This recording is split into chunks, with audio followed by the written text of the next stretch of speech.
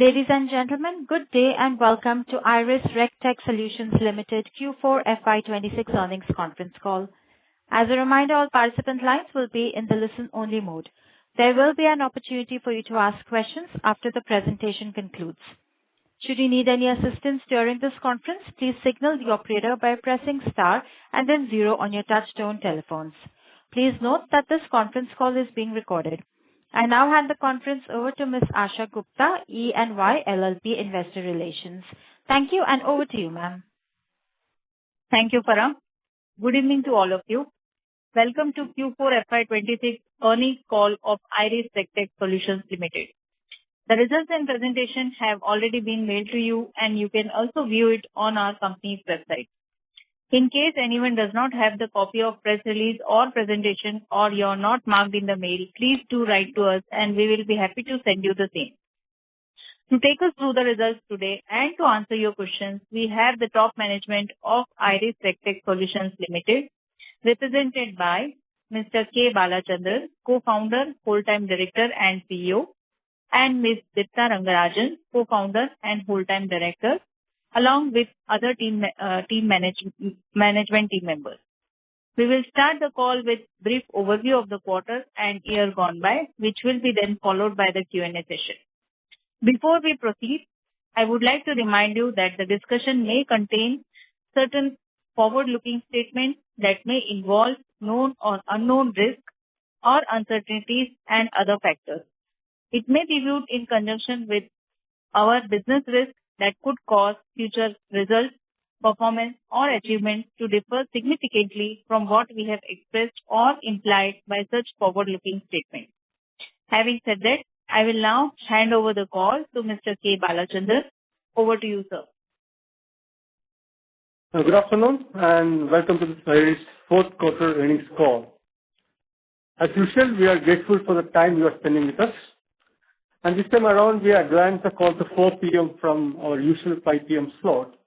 If that is inconvenient going forward, please let us know. From IRIS side, we have Dipta, Thomas, and I attending this call, apart from our senior business leaders. We have uploaded an investor presentation on the exchange websites today afternoon, around 1 o'clock in fact, and we hope that some of you had the opportunity to see this as well. As usual, we have been maintaining that a business like ours is best examined through the lens of annual results rather than quarterly numbers, and we would like to talk more from an annual point of view on our financial and business performance. Now, coming to the commentary on our performance, we are pleased to report that over the past 1 year, both our SubTech and RegTech businesses have further strengthened. Obviously, the SubTech segment has contributed materially in the growth of our revenues, while in the RegTech segment, specifically for IRIS Carbon, this has been sort of a milestone year, where our foray further into the enterprise, which is also a largely non-mandatory area, has borne fruit and we have scored credible wins. Our focus on the enterprise business, which is termed as our RegTech segment, is unequivocally to grow the annual recurring revenue. For the previous year, IRIS Carbon ARR, the annual recurring revenue, grew at 33% on the back of several wins in the disclosure management space. We also opened our account in the ESG reporting solution area, which is an additional module on IRIS Carbon. On our BFSA automated regulatory reporting solution, IRIS Ideal, the ARR grew at 17%, despite the fact that we faced some delay, especially in the first half of the previous financial year, in purchase decision making at customer ends, especially in the Indian market. Going back to IRIS Carbon, I would say that it's a business where we see substantial headroom for steady growth, and our efforts are focused on making this happen. Towards this, we are now working on multiple fronts, including direct sales, partner development, marketing, and new product features. We have also been able to break into large enterprise accounts, and which gives us a lot of confidence in competing with the best in the market. And we have articulated before, we plan to spend in a measured and well thought out manner as we increase investments in key areas such as sales and marketing, along, of course, with product enhancements.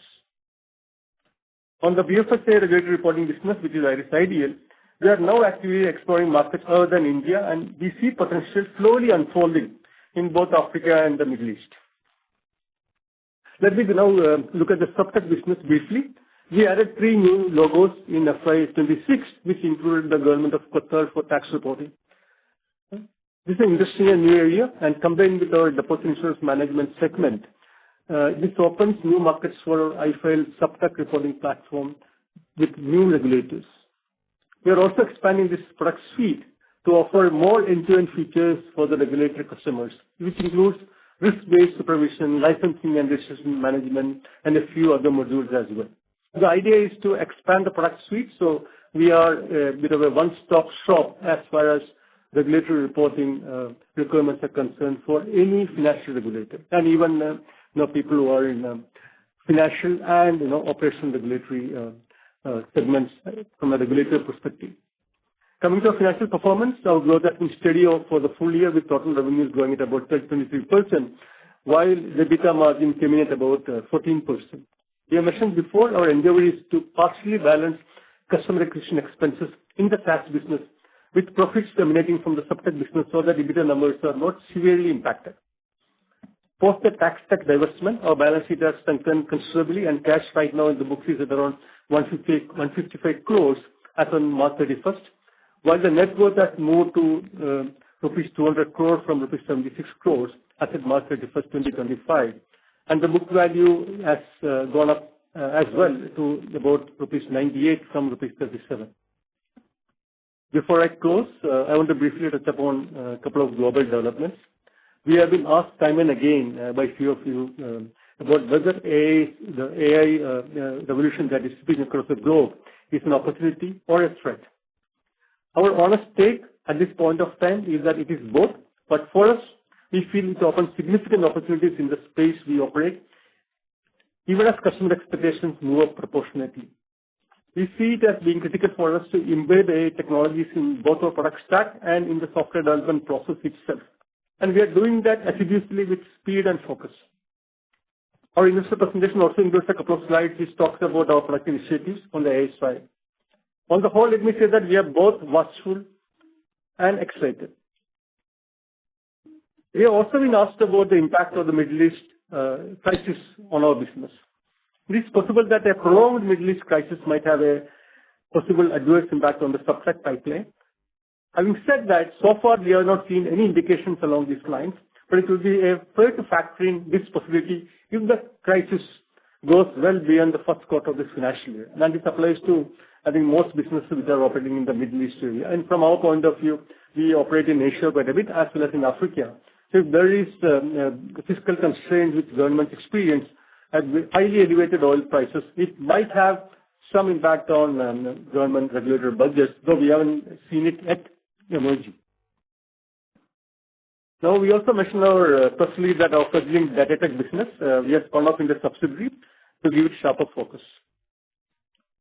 And finally, I want to say that we are pleased to mention that we moved to a new office, which is in New Bombay itself. It's in near Turbay station, and you are welcome to visit us when you get an opportunity.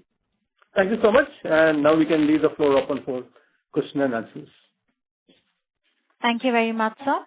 Ladies and gentlemen, we will now begin with the question and answer session. Anyone who wishes to ask a question may enter star followed by 1 on their touchtone telephones. If you wish to remove yourself from the question queue, you may enter star and 2. Participants are requested to please use only handsets while asking a question. We will wait for a moment while the question queue assembles.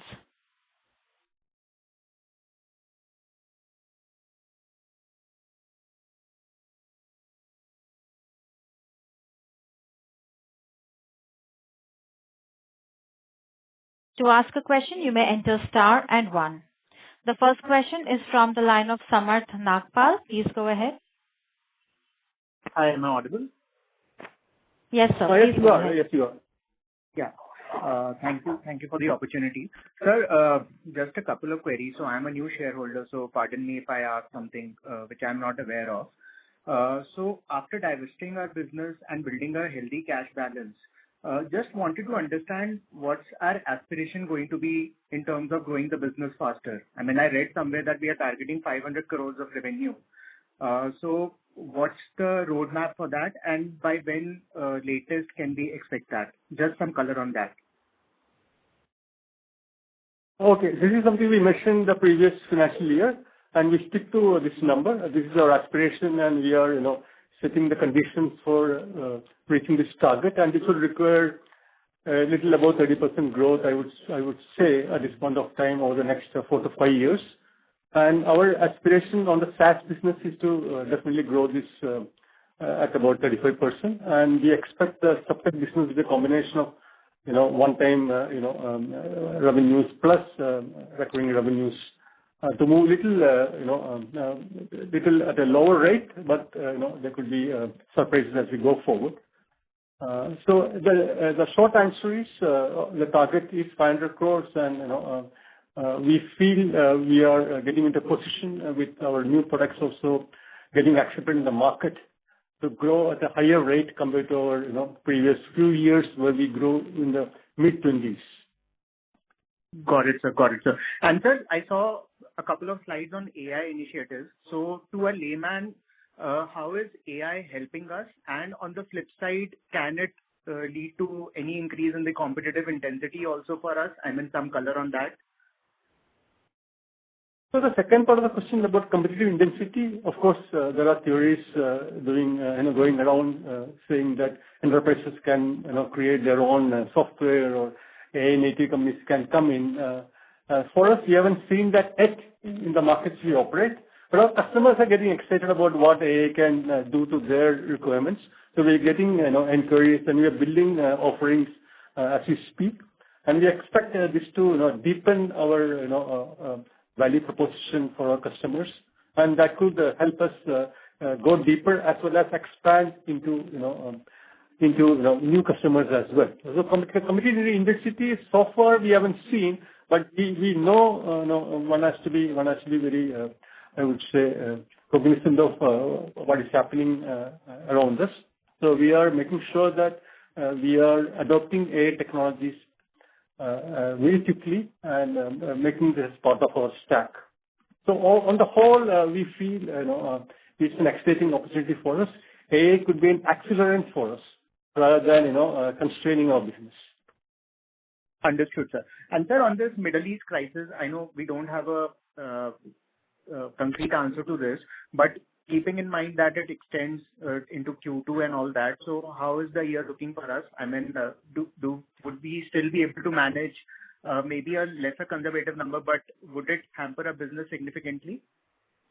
So on the SaaS business part, which is enterprise-oriented business, we don't see much of an impact because our SaaS business is predominantly, Europe and US focused, and to some small extent India as well. We don't see much of an impact. On the SubTech side, to some extent, our pipeline is linked to the Middle East, with discussion with Middle East regulators as well. There also it is progressing, but I wouldn't be surprised if there is some delay if this whole thing continues beyond the point. But so far, as I mentioned in my opening remarks as well, we are not worried too much, unless this really prolongs. So I would be, I would start getting worried post June, I would say. Understood. Then we need to see whether we are looking at 3 to 4 wins in the SubTech side as usual every year, and this could be more or less given the situation. And at this point of time, it looks we have to be watchful but not unduly worried. Understood, sir. And sir, just one final question, if I can squeeze in. On the DataTech side, I think the Peridot app, if I'm pronouncing it correctly, has a good amount of active users. So what's the ambition here? In terms of catering to the MSMEs and all that, what's the ambition here, and how do we plan to scale this up? So as far as Iris MSME is concerned, which is now is offered, or we are catering to the Iris MSME market through Iris Peridot app. The idea is to increase the number of users on Peridot by offering a slew of digital enablers for MSMEs, which includes invoicing, which includes government scheme mapping, and also now loan facilitation. The loan facilitation we have rolled out starting from February in a pilot basis, Now we are slowly increasing the number of lenders, and we are also reaching out to MSMEs in a calibrated fashion. So the business model at some extent is linked to working as a loan aggregation platform for MSME loans, and we are at an early stage. But I would say that we are getting MSMEs on our platform, inquiring about loans, and there are 3 lenders already coming. So this is a very initial stage, but we are quite hopeful that this can scale going forward, and we are trying to see how to scale it in a way which is not too onerous in terms of our spends. Yes, sir. So maybe in a couple of years, we can see the monetization part going up significantly and the revenues starting to trickle in, right? Is that fair to assume? Yeah, I would be happy if it is earlier than that, let me say. Our Sure. internal target is to make it earlier than that.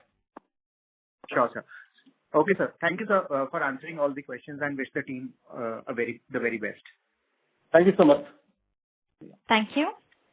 Participants, if you have any questions at this time, you may enter star followed by 1 on your handset. The next question is from the line of Harsh Mulchandani from Toro Wealth Managers. Please go ahead. Yes, thank you for the opportunity.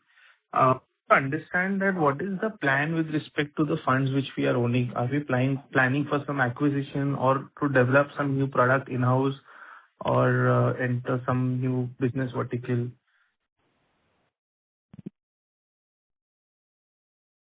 So of course, the first and foremost part we want to pursue very vigorously is organic growth, and we are also already deploying the excess money in carbon sales and marketing, and we want to do it as I mentioned in a measured and calibrated fashion, and we are already seeing 33% ARR growth, and we want to up it as we go forward.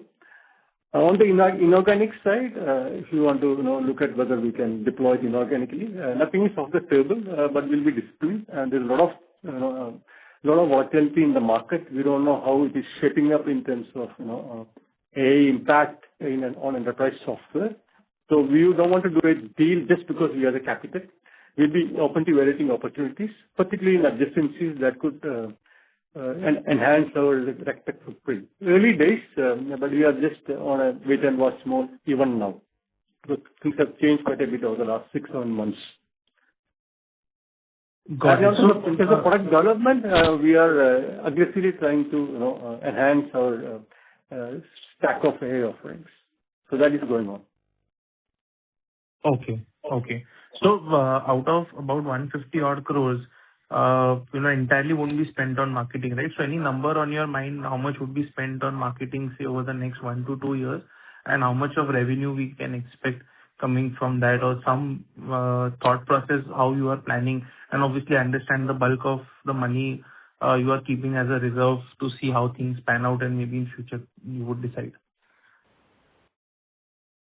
So on the sales and marketing side, especially for our SaaS offerings, we have said that in the previous in the conference calls as well. We are well below the SaaS benchmarks where people spend at times more than $2 for $1 of net ARR. We are at about the 1.1, 1.2 levels. We might go a little higher than that, but we don't want to we don't want to be spending indiscriminately. And we are looking at net ARR growth of around 35% or more. So that will give some indication of our marketing spend, and we could spend more aggressively if we see, for example, the market, really shaping up well. For example, on the ESG side, or even in detailed reporting across financial reporting on related energy reporting, etc. But there is some sort of I would say volatility in the market. So right now we are going with these numbers, and we would be a little more aggressive as a base growth for Iris Carbon, because we don't want to be doing this in a EBITDA negative mode. We want to make sure that we remain EBITDA positive and still grow the business.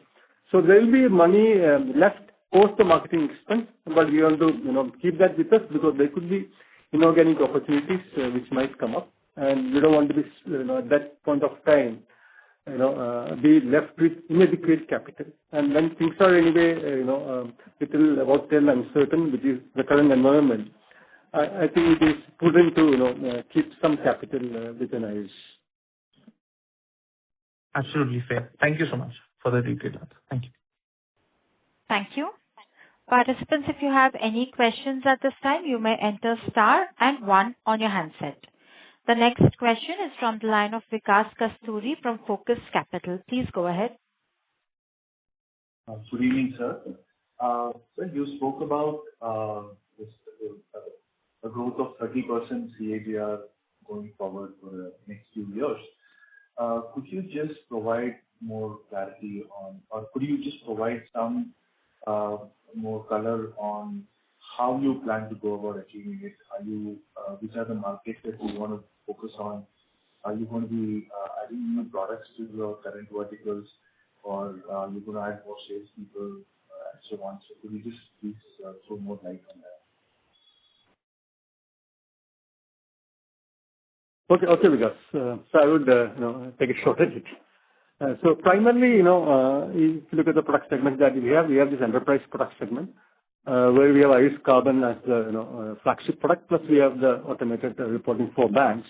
IRIS Carbon right now is looking at financial reporting. We have ventured into ESG reporting as well. So here, we definitely want to make sure that we grow at a good clip, and this could be 35% is the benchmark we have set for ourselves. Should be more internally speaking, but this is what we are externally communicating. And on top of that, we are also looking at adjacent markets in the SaaS reporting area, which we are now trying to explore, which could be in capital market related reporting, it could be energy reporting, but these are early days for that. Outside that, we have the bank reporting, bank automated regulatory reporting area, where we are very strong in the Indian markets. We are trying to expand outside. Here it is, a combination of subscription revenue, and at times there's implementation revenue plus license revenue as well. We are looking at the African and Middle East markets, more than other markets. Of course, we are also looking at Europe and see whether we can provide a compelling value proposition there. This is the second part. Then, in terms of geographies, we see a lot of headroom in the US and European markets because the discussion management as a category is still fairly young. And, when we speak to our customers, when we look at people who are doing structured data reporting, there are many prospects out there.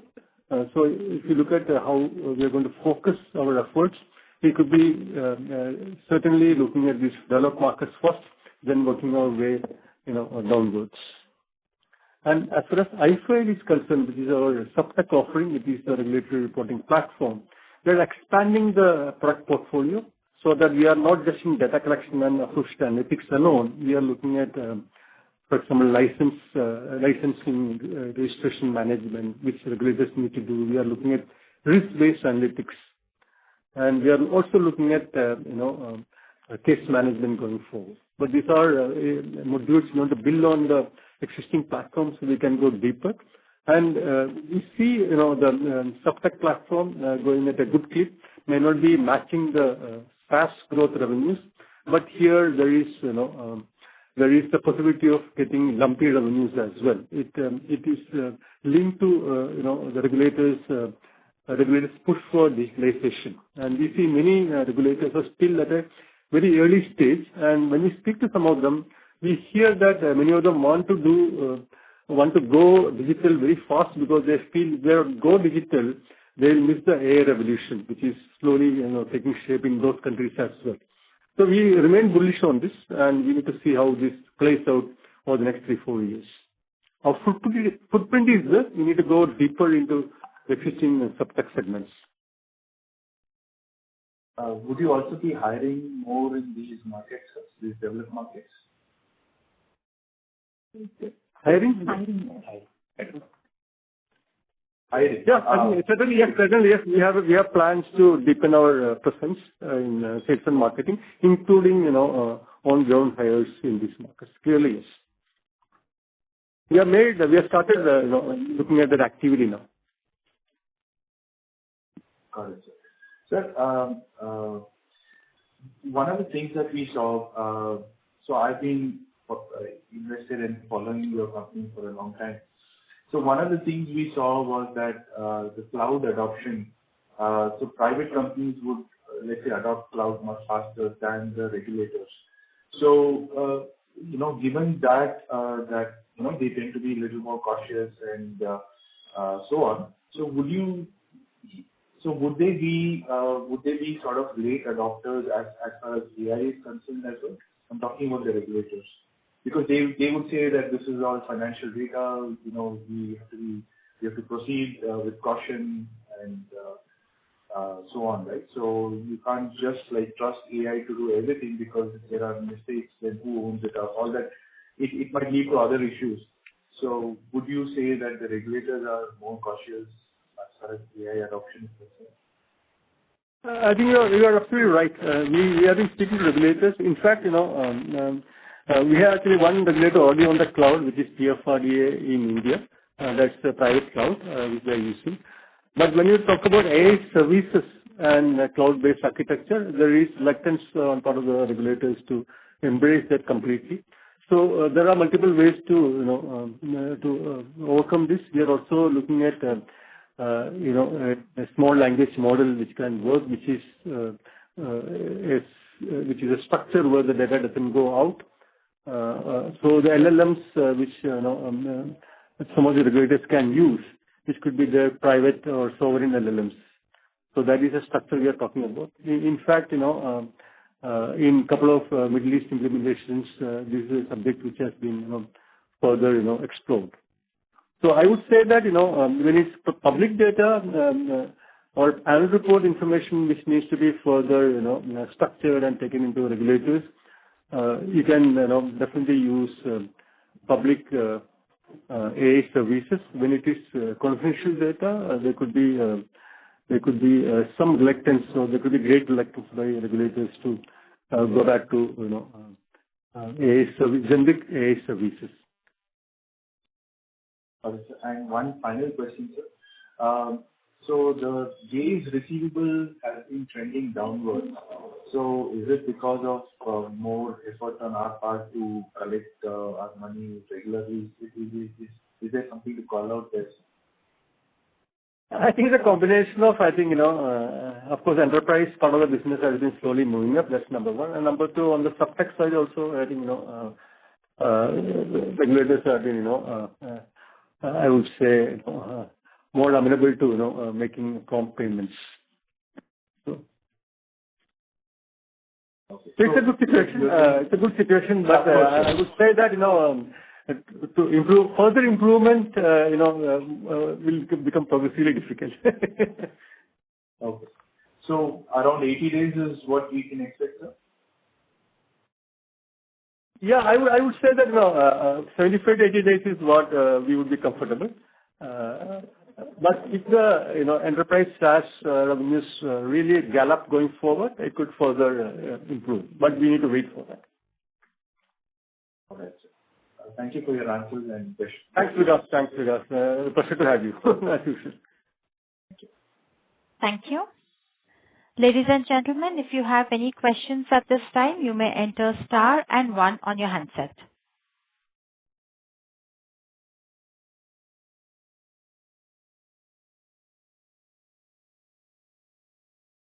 To ask a question, please enter star and 1.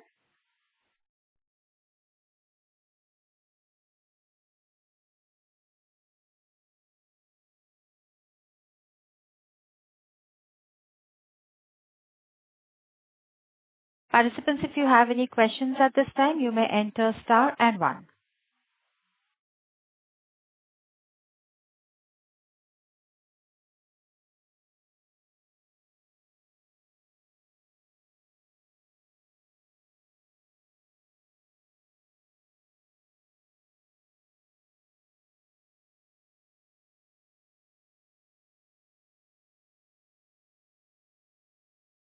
As there are no questions from participants, I now hand the floor over to the management for closing comments.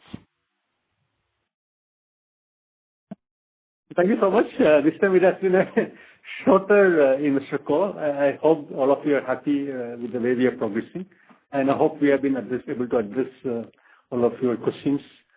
Please free to write to us if you have further questions, and we are open to interacting with you on a face-to-face basis as well as through emails.